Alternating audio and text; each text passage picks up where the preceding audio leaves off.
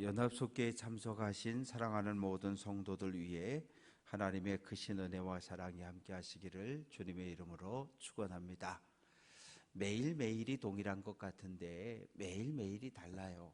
왜냐하면 지난 한 주간 토요일날 또 주일 또 월요일 이렇게 하루하루를 지내면서 매일매일 사랑하는 성도들의 삶에는 크고 작은 일들이 일어났기 때문입니다. 지난 월요일 김연란 권사님 딸 탁성하 성도 가정에 귀여운 튼실한 아들이 손자가 태어났고, 또 같은 날 윤병회 권사님 남편 되시는 윤흥종 성도는 하나님의 부름을 받아서 오늘 장례 예식이 치러졌습니다. 또 그동안 서울대병원에 입원해서 치료 중에 계셨던 정연기 장로님은 강원대병원으로 오셔서 입원하고 치료를 받고 계십니다. 그래서 며칠 사이에 새로운 생명이 태어나기도 하고 또 한 생명이 하나님 앞에 부름을 받기도 하고, 이런저런 일들이 우리의 삶에 있습니다. 바라고 소망하는 것은 한 날 한 날이 우리에게 있어서 오늘이 마지막 날, 오늘 하나님 우리를 불러가시면 하나님 품에 안길 수밖에 없음을 고백하며 믿음으로 한 날 한 날을 살아갈 수 있는 귀한 성도들 될 수 있기를 주님의 이름으로 축원합니다. 오늘 이렇게 또 드럼을 또 멋있게 또 쳐주신 분이 계시는데, 이미 지난 가을부터 수요일 저녁 예배 때 우리 교회에 출석하셨던 저쪽 자리에 늘 앉아 계셨던 분인데, 뭐라고 호칭을 해야 될지 모르겠어요. 신학대학도 나오고 성악도 전공하고 온갖 악기를 다 다루시는 그런 분이신데, 그래서 그냥 제가 편안하게, 또 지금은 주일날 되면 서울 올라가서 찬양대 지휘도 하고 있고, 이제 주중에는 집이 여기 춘천이기 때문에 주중에는 또 춘천에 계시고, 우리 제가 그냥 전도사님이라고 표현을 할게요. 그냥 성효용 전도사님, 예, 우리 박수로 환영합니다. 예, 수고하셨습니다. 그래서 수요일날 찬양단과 함께 드럼을 연주하기로 그렇게 했어요. 감사합니다. 호세아 그러면 우리가 딱 하나만 기억해 두면 돼요. 우리가 딱 기억나는 건 음란한 여자, 행실이 온전하지 못한 고멜하고 결혼한 선지자. 그런데 하고 싶어 한 결혼은 아니었어요. 하기 싫었는데 하나님이 하라고 명령하셔서, 내 뜻과는 안 맞지만 그래도 내가 선지자인데, 그래도 내가 정결한 여인과 처녀와 결혼을 해야지, 어떻게 이렇게 온 동네 행실이 나쁘다고 소문난 여자하고 결혼을 하라 그러십니까? 거부했지요. 그런데 하나님이 두 번, 세 번 호세아야 너 결혼해라 그러니까 하나님의 뜻을 내 뜻으로 받아들이고 말씀에 순종했던 위대한 선지자가 바로 호세아입니다. 호세아 기억나는 건 여호와를 알자, 힘써 여호와를 알자. 그런데 모든 선지자의 설교는 동일해요. 회개하십시오. 회개하고 하나님께 돌아오십시오. 모든 이방신들 우상 숭배를 멈추고 하나님께만 마음을 들이십시오. 한결같이 똑같은 그런 고백들이 주어지고 있습니다. 북이스라엘의 왕은 여로보암 2세입니다. 아주 대단히 잘 나가는 그런 왕이었어요.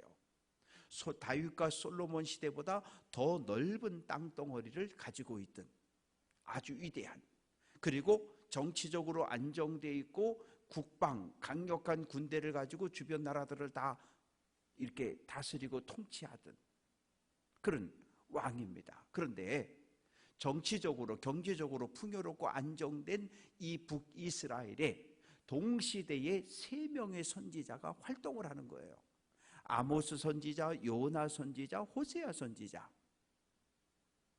한 시대에 3명의 선지자가 일어나서 활동한다는 이야기는 여로보암 2세가 통치하던 그 시대가 종교적으로 타락한 시대였음을 이야기하는 거예요. 모두가 하나님의 말씀에 순종하는 그런 사회는 선지자가 나타날 이유가 없어요. 하나님이 보실 때 이 시대가 악하다 그러면 하나님께서 선지자를 세우시는데, 한 사람도 아니고 두 사람도 아니고 세 사람의 선지자를 세워서 북이스라엘 사회를 책망하신 것이 하나님입니다.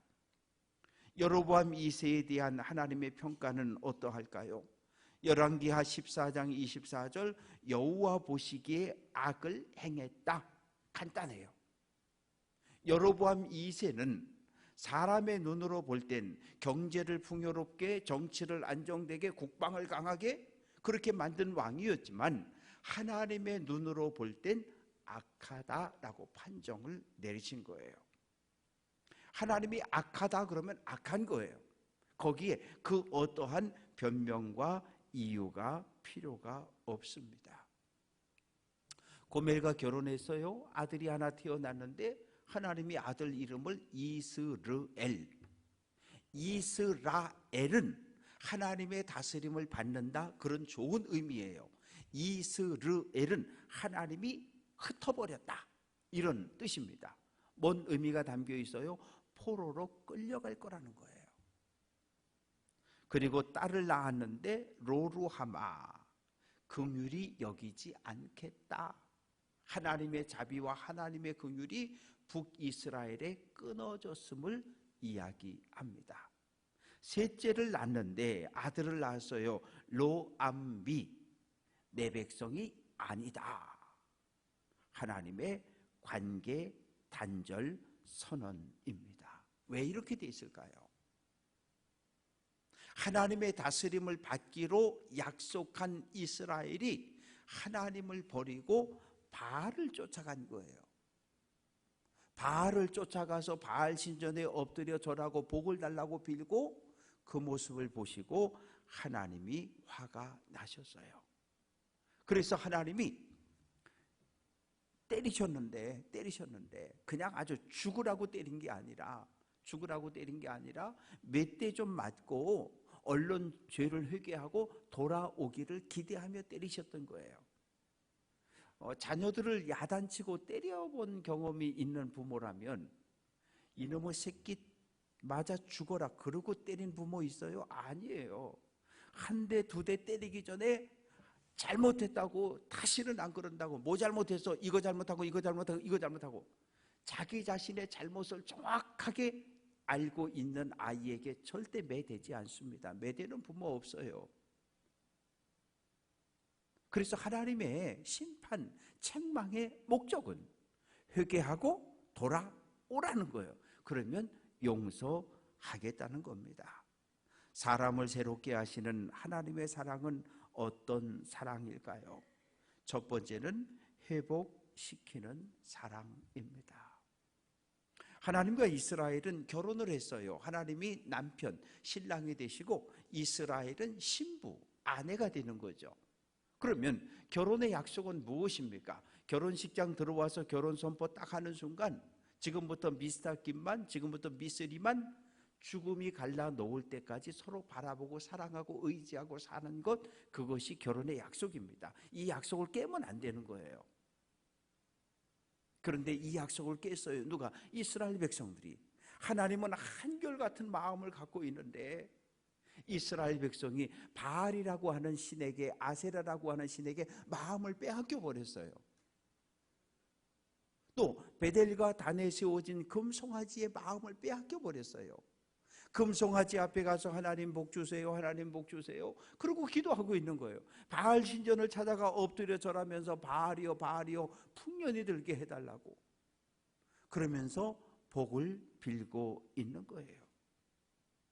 오늘 14절 말씀 보면 하나님께서 내가 그를 타일러 거친 들로 데리고 갔다. 거친 들이라고 하는 건 사람이 살지 않은 광야입니다. 왜 하나님은 이스라엘 백성을 광야로 데려가셨을까요? 출애굽 1세대가 애굽을 탈출하고 홍해를 건너고 50일을 걸어서 시내 광야에 도착했을 때 하나님이 시내 산에 강림하셔서 이스라엘과 언약을 맺으셨어요. 광야에서 맺었던 그 언약을 기억해 보라고. 하나님과 언약을 맺을 때 어떤 마음이었는지, 내가 너희를 보호해주고 너희에게 복을 주겠다 하나님 약속하셨을 때 우리는 오직 하나님을 왕으로 섬기고 우리는 오직 하나님의 말씀에 순종하는 삶을 살겠습니다. 그 약속했던 그때를 기억하라는 거예요. 기억하고 지금의 잘못과 죄를 회개하고 돌아오라는 거예요. 너희가 돌아오기만 하면 15절 말씀 보면 포도원을 줄 것이고 아골 골짜기로 소망의 문이 되게 해줄 것이다. 소망 없는 삶을 살아가고 있는 북이스라엘 백성들을 향해서 하나님께서 소망과 희망과 행복을 약속해 주십니다. 천국은 어디일까요? 참 모든 것이 풍요롭습니다. 넓은 아파트, 좋은 직장, 많은 연봉. 그런데 하나님이 없어요. 거긴 천국이 아니라 지옥입니다. 내가 어떠한 삶을 살든지 하나님과 동행하는 삶을 살아갈 때, 임마누엘 하나님 나와 함께 할 때 두세 사람이 예수의 이름으로 모인 곳, 그곳은 천국의 삶이지만 하나님과 관계가 끊어지고 하나님과에게 기도가 올라가지 않고 단절되어지는 이런 상황을 살아가고 있다면 우리는 지옥을 살아가는 겁니다. 바라고 소망하는 것은 우리는 그동안 믿음의 길을 걸어오는 동안에 하나님의 은혜를 한 번도 아니고 두 번도 아니고 세 번도 아니고 네 번도 아니고 엄청나게 많은 하나님의 은혜를 경험했어요.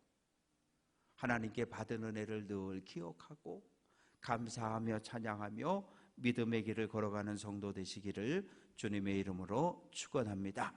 두 번째는 하나님이 우리가 죄를 회개하고 하나님께 돌아오면 우리가 지은 죄를 싹 덮어버리셔요. 다시는 떠올리지도 않고 기억도 하지 아니하셔요. 우리가 싸울 때 뭐라고 싸웁니까? 너 이번 한 번만 용서해 줄게. 그런데 시간이 지났어요. 또 똑같은 잘못을 해요. 그러면 뭐라 그래요? 너 지난번에도 잘못해서 내가 그거 용서해 줬는데 또 그래요. 그건 용서한 거예요? 저축한 거예요? 저축해 둔 거예요. 저금을 해준 거죠. 용서했으면 다시는 떠올리지도 말고 기억하지도 말고 말도 하지 말아야 돼요. 그런데 우리는 용서했다라고 이야기하면서 차곡차곡 적금 붓듯이 쌓아놓는 거예요. 그러다가 어느 날 한꺼번에 폭발을 시켜버려요. 그건 용서도 아니고 그건 사랑도 아니에요. 그런데 하나님은 우리가 수없이 많은 잘못과 죄를 지었지만 회개하고 돌아올 때마다 덮으시고 가리시고 품어주시는 분, 그분이 바로 하나님이십니다. 그래서 그러면 하나님 왜 그러셔야 돼요? 왜 그러셔야 합니까? 하나님께서 이스라엘의 남편, 이스라엘의 왕이 되어주시기 때문입니다. 그래서 이스라엘이 하나님의 심판을 받고 거룩함을 회복하고 정결함을 회복해서 돌아오기만 하면 하나님은 덮어주셔요. 엘리야 시대에 갈멜산에서 전쟁이 벌어졌어요. 1대 450의 전쟁입니다. 바알 선지자 450명, 그리고 엘리야는 한 명이에요. 1대 450. 이 바알 선지자 주변에 응원군이 왔는데 누구예요? 아세라 선지자 400명. 1대 850의 전쟁이 벌어진 거예요. 여기에서 엘리야가 승리합니다. 엘리야가 승리했다는 것은 하나님과 바알 사이에서 머뭇 왔다 갔다 양다리를 걸치고 있던 이스라엘 백성들에게 깨우침을 준 거예요. 하나님도 믿고 바알도 믿던 아합 왕에게 깨우침을 준 거예요. 그러나 오래가지 않았어요. 왜? 이세벨이 군대에게 명령을 내립니다. 엘리야, 이 나쁜 놈, 내일 이맘때까지 반드시 잡아서 죽여! 명령을 내리니까 사마리아 성에 있던 군인들이 다 달려가서 엘리야를 잡으려고 해요. 엘리야는 갈멜산에서 유다를 지나서 저기 부엘세바를 지나 광야까지 가서 로뎀나무 아래 그늘에서 몸을 웅크리고 하나님께 기도하잖아요. 이렇게 사는 것보다 차라리 죽는 것이 낫겠습니다. 하나님을 믿는 믿음을 가진 사람은 다 죽었고 이제 나 하나 살아남았는데 하나님 내 영혼도 내 목숨도 걷어가 주세요. 실망했고 절망에 빠져버렸어요. 그런데 하나님께서 엘리야를 위로하십니다. 엘리야야, 너 혼자 아니야. 바알에게 무릎 꿇지 않은 7,000명을 내가 남겨두었다고 말씀을 하십니다. 우리가 믿음의 길을 걸어가는데 혼자라고 생각하면 외롭고 혼자라고 생각하면 힘이 안 나요. 아무리 잘 타는 장작불, 횃불 더미도 하나하나 장작을 흩어버리면 금방 꺼져요. 그런데 꺼져가던 장작불도 하나로 모아놓으면 다시 큰 횃불을 만들어서 주변을 환하게 밝혀냅니다. 교회는 주일날 전체가 모이는 공동 예배가 있고 또 교회 안에 작은 교회인 속회가 있고 또 연령대별로 이렇게 나누어 조직하는 선교회 조직을 가지고 있어요. 속회는 대단히 중요해요. 왜? 가장 최근에 교회 등록한 새 가족까지 가능하면 속회에 모두 편입을 해두었어요. 왜요? 크고 작은 일이 벌어질 때 속장님을 통해서 교회로 곧바로 연락이 올 수 있기 때문에. 그런데 속회에 빠져 있으면 속장님과 관계를 끊어버리면 어떤 일이 벌어져요? 내 일신의 삶에 크고 작은 일이 벌어지고 누군가에게 도움을 받아야 하는데 교회에 연락할 방법이 없어요. 그리고 열심히 교회를 못 나오면 좀 민망하기도 하고 그래서 연락을 안 하기도 하고 오늘도 화장장 가서 마지막 예배를 드리면서 그 아들이 인사를 하는데 우리 가족들이 자녀들이 교회도 다 안 나가고 그런데도 이렇게 어려움 당했을 때 오셔서 예배해 주시고 위로해 주셔서 고맙다고 그렇게 인사를 하더라고요. 이 속회라고 하는 것은 그런 것이에요. 속장님이 정신을 바짝 차리고 눈을 반짝반짝거려서 속회 식구들을 하나하나를 살펴보는 거예요. 어떤 문제를 가지고 있는지, 누가 병원에 입원했는지, 누가 다쳤는지. 그러면 교회로 부목사님에게 저에게 연락을 바로바로 주면 신방할 수 있고 기도할 수 있고 그래서 큰 교회 속에 작은 교회가 속회예요. 속회에는 속장님이 계셔요. 속장님은 교회 안에 작은 목회자들이에요. 목사는 전체를 돌보는 목회자이지만 속장님은 속회에 속한 식구들을 돌보는 작은 목회자들이에요. 그래서 큰 교회와 작은 교회가 서로 유기적으로 잘 관계를 맺고 있을 때 교회는 평안하고 교회 안에 일어나는 크고 작은 일들에 대해서 목사님은 내가 아픈데 여러 날 병원에 입원해 있는데 모르는 것 같아. 기도도 안 해주시는 것 같아. 서운한 마음이 들 수 있어요. 그런데 목사가 모르고 있어도 속장님이 알면 목사님 아무개 병원에 입원했어요. 그러면 바로 전화할 수 있잖아요. 그래서 속회가 대단히 중요하다는 거 기억하시고 근데 이 엘리야 주변에는 아무도 없는 거예요. 혼자인 줄 알았던 거예요. 에이 이렇게 뭐 있다가 어차피 나도 죽을 텐데 하나님 나 데려가셔요. 그랬을 때 하나님께서 아니야. 바알에게 무릎 꿇지 않는 믿음의 사람 7,000명이 있어. 그러니까 너 혼자 아니야. 힘을 내라. 엘리야야 힘을 내라. 하나님께서 위로하시고 격려하십니다. 우리가 믿음의 길을 걸어오는 많은 날 동안 크고 작은 일들이 있어요. 그런데 하나님께서 이제 다시는 이 바알, 이 아세라, 이방의 다른 신들과 관계되는 모든 기억을 다 끊어버리겠다고 그렇게 선언을 하십니다. 우리들도 그래요. 믿음의 길을 걷기 전에 우리는 뭐 다른 종교를 가지고 있기도 했고 절에 가기도 하고 철학관 가기도 하고 무당 불러다 굿하기도 하고 뭐 다 그러고 살았어요. 50년 전, 60년 전 올라가 보면 그런 일들이 많이 있었어요. 어디 아프면 병원 가는 게 아니라 어디 아프면 무당 불러다 구술하고, 집안에 뭐 일이 안 풀리면 기도하는 것이 아니라 무당 불러다 구술하고 그랬던 시절들이 있었어요. 그러나 이제 우리가 예수를 그리스도로 영접하고 하나님의 거룩한 백성이 된 이후에는 옛날의 모든 이방신들, 우상과 관련된 모든 것을 끊어버려야 해요.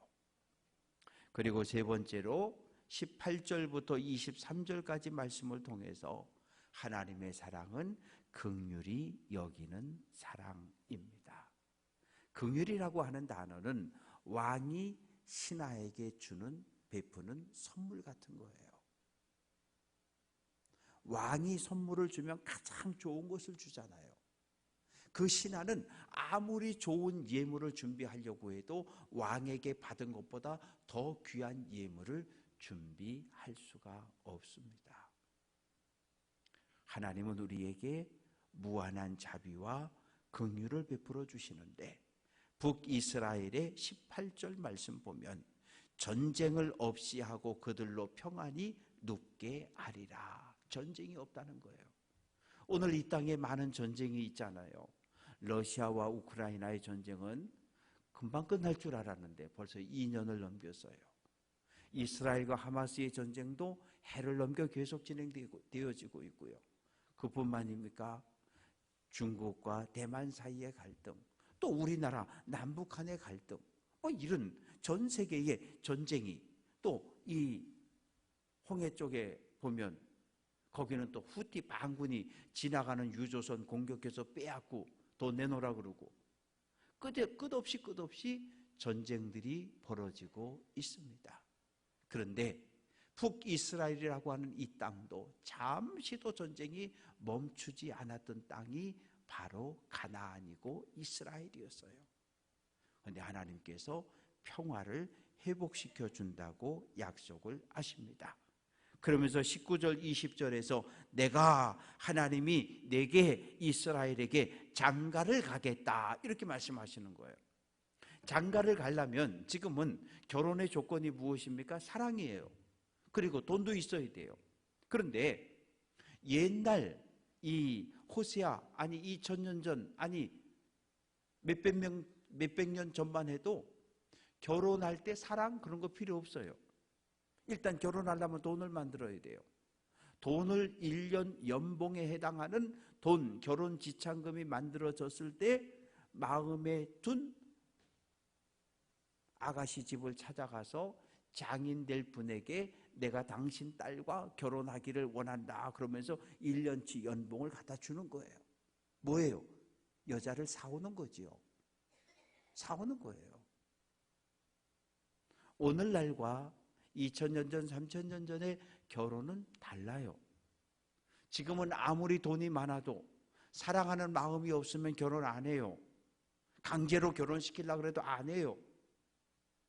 옛날 우리 교회 어르신들 중에도 혹시 계신지 모르겠는데 얼굴도 안 보고 아버지가 짝지어져서 시집가고 이렇게 결혼했던 분들도 있어요. 그런 분들이. 그러나 지금은 시대가 달라졌지요.